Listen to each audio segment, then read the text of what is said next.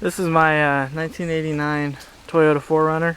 It has a rod knock in one of the rods, I think. I'll start it up for you, let you hear for yourself.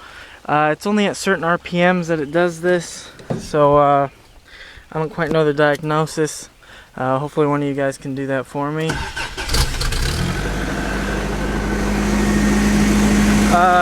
At higher RPMs you can hear it more. It's cold start right now, so you can hear it a little bit, but as I rev it up,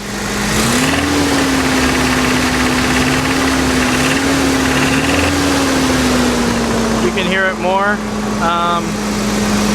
The motor is pretty new, so I don't quite know what that can mean. Hopefully one of you guys on YouTube can figure that out for me and tell me what it could be to fix it. Thanks.